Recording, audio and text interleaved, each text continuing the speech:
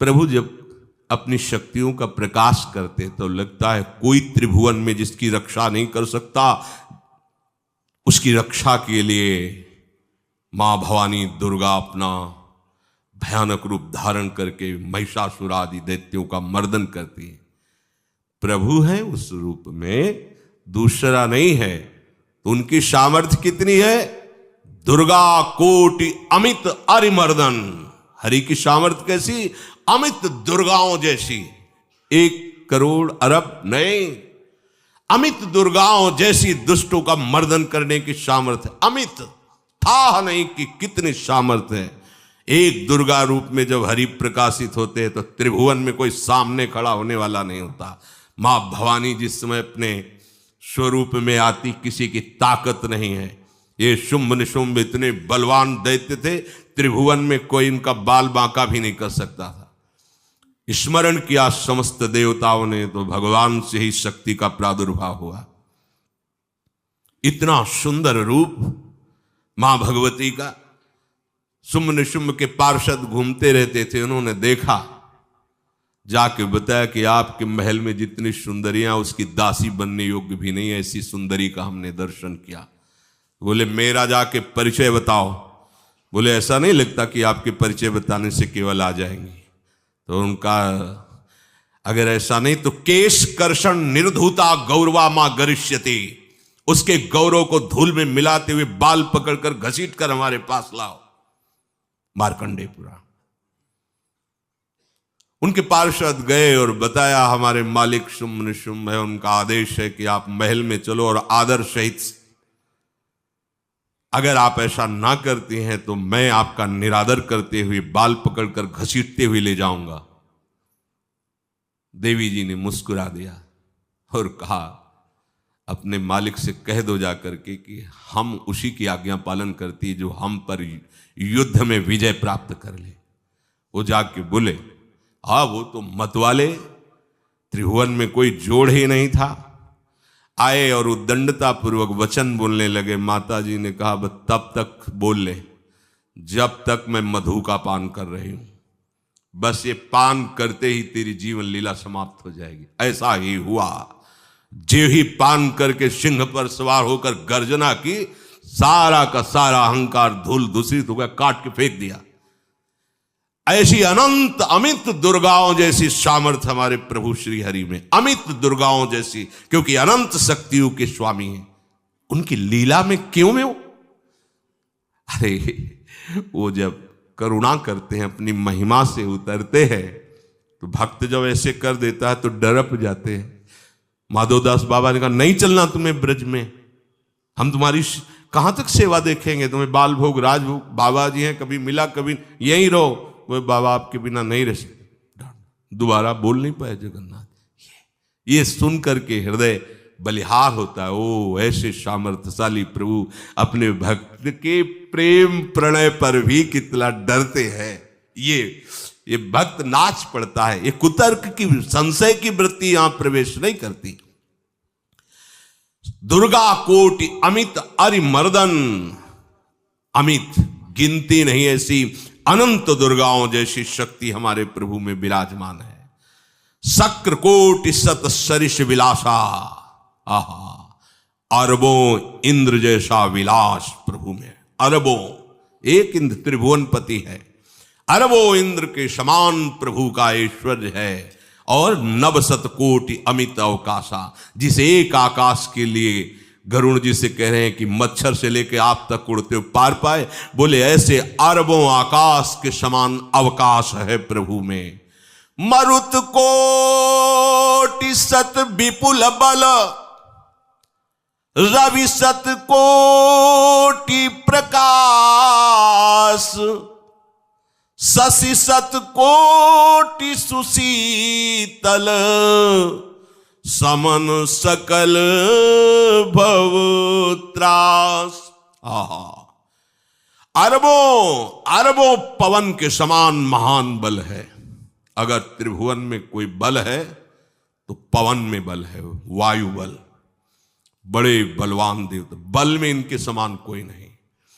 इन्हीं के अंश से प्रकट होते पवन पुत्र हनुमान। और इन्हीं के अंश से प्रकट होते पवन पुत्र भीम, बेजोड़ बलशाली महात्मा। दोनों महात्मा बेजोड़ बलशाली। जेगिर चरण दे हनुमंता, चले उसोगा पाताल तुरंता। जिमि अमोघ रघुपति कर बाना, ये ही भांति चले हनु। किलकार दे तो राक्षसियों के गर्भ गिर जाते थे। ऐसे महान बली हनुमान जी। और भीम का क्या कहला है? जब ये देव पुष्प उड़ करके आया और द्रौपदी जी को दिया गया, तो द्रौपदी जी ने कहा इसका जोड़ होना चाहिए, इस पुष्प का। सबसे कहा पर किसी ने नहीं सुना। भीम ने कहा कहीं भी मिलेगा मैं इससे लाएंगे। ऋषियों ने समझाया कि आगे मत बढ़ो, ये यक्षों की भूमि है, युद्ध हो जाएगा और तुम्हें तैयारी करनी है हस्तिनापुर के लिए, और तुम इधर। वो सब दिव्य हैं, पवन पुत्र हैं। किसकी मां ने अपने वेग को बढ़ाया तो महाभारत में पढ़ के देख लो, इनके चलने के वेग से वृक्ष उखड़ उखड़ कर गिर रहे थे। ऐसे जब चल रहे थे तो चलने के वेग से वृक्ष उखड़ जाते थे भीम के। तो हनुमान जी ने सोचा किसी के समझाए तो समझेंगे नहीं, तो आगे पवन पुत्र ही बैठ गए, बूढ़े बानर का वेश लेकर, लंबी पूंछे से। मार्ग में मर्यादा है, किसी पशु को भी नहीं लांघना चाहिए। विवेकवान उपासक ऐसा नहीं कि कोई सो रहा है पशु भी आप उसे लांघ जाए, ऐसा नहीं। जो विवेक है, जो मर्यादा है, वैसे किसी सोते हुए को लांघना नहीं चाहिए। उन्होंने कहा है वृद्ध बानर ये अपनी पूंछ हटा ले और मार्ग दे दे, इस समय मैं विशेष कार्य के लिए जा रहा हूं।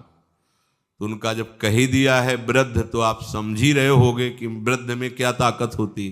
अब मेरी ताकत पूंछ हटाने की नहीं रह गई है, आपने तो वृद्ध ही कह दिया है, तो आप समझ रहे हो ना, आप पूंछ हटा लीजिए। कहा हमारी आज्ञा की अवहेलना करे, ऐसे उठी नहीं, दोनों हाथ लगाया, नहीं उठी, पूरी ताकत लगा दी। पवन पुत्र भीम की पूरी ताकत लग गई, पूंछ जरा से भी नहीं ली।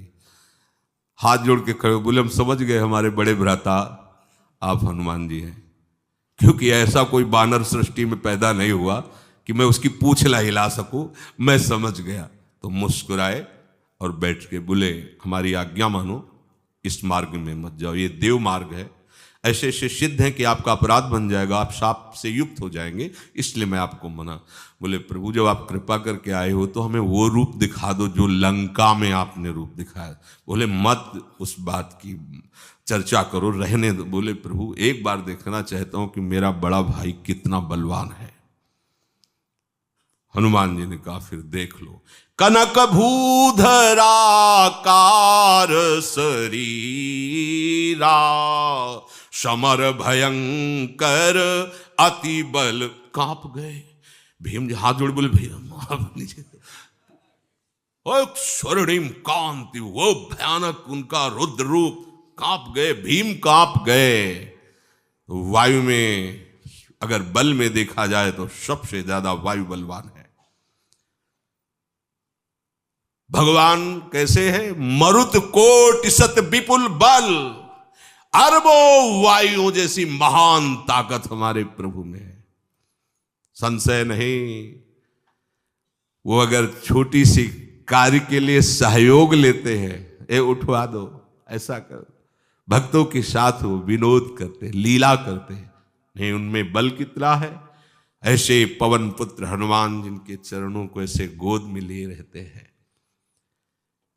एक उपनिषद में चरित्र आता है कि असुरों पर विजय प्राप्त करने के कारण देवताओं को गर्व हो गया और सभा में नृत्य गान चल रहा था।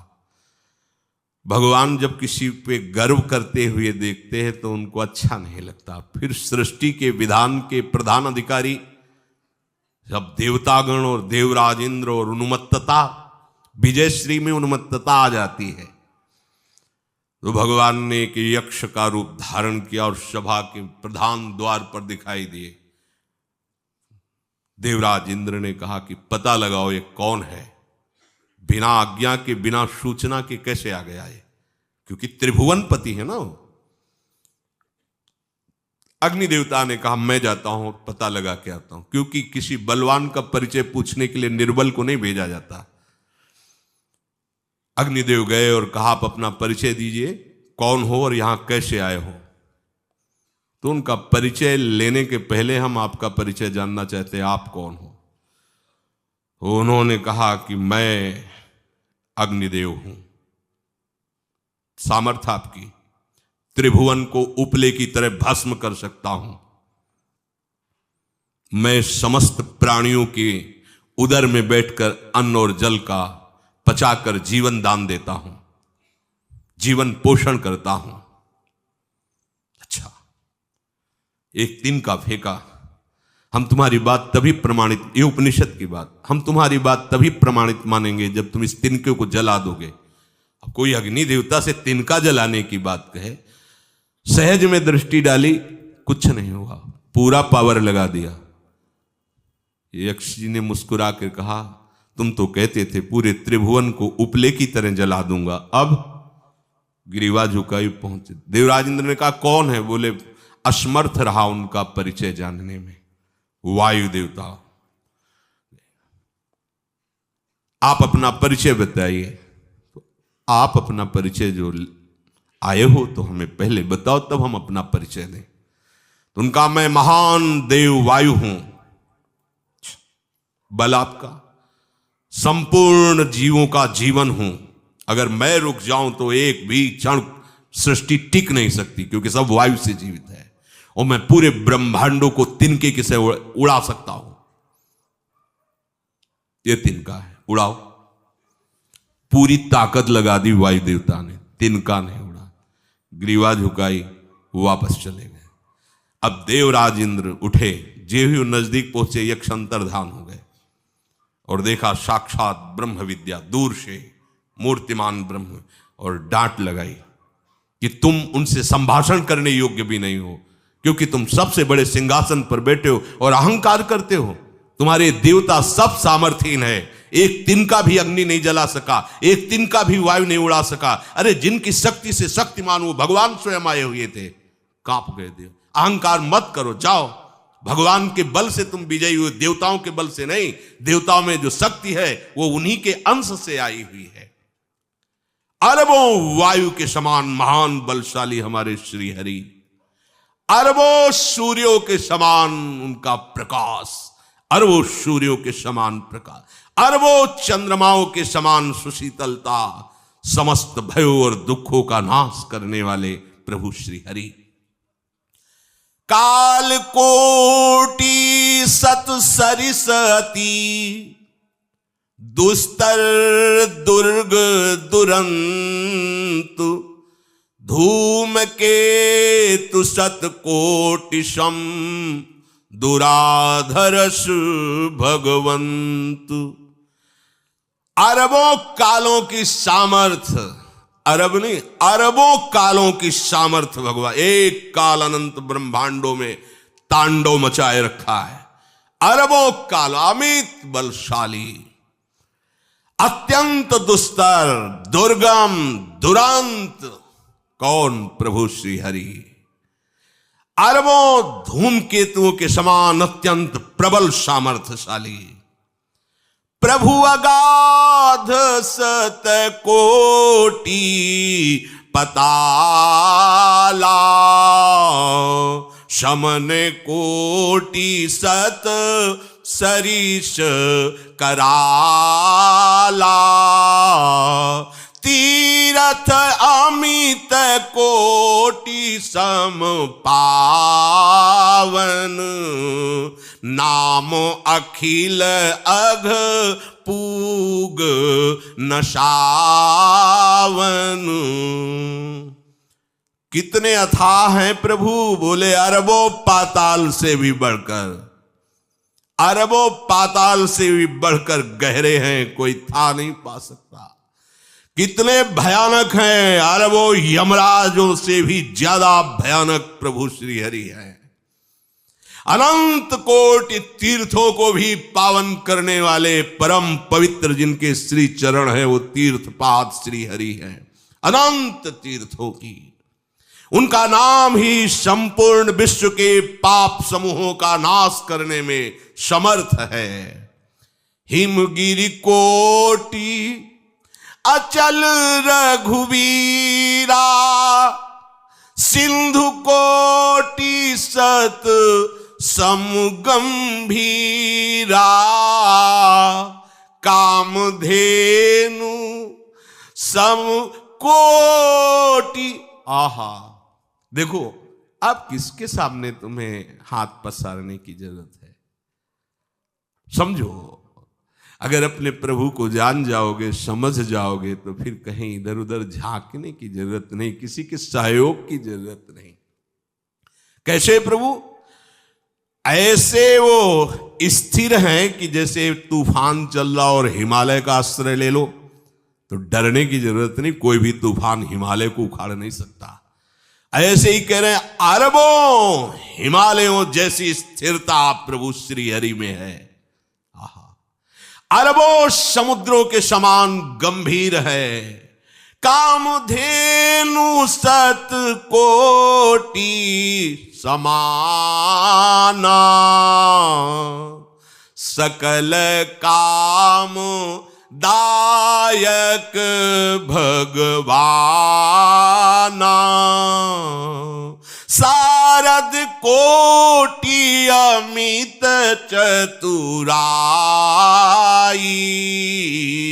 विधि सत कोटि सृष्टि निपुनाई, विष्णु कोटि सम पालन करता, रुद्र कोटि सत सम संघर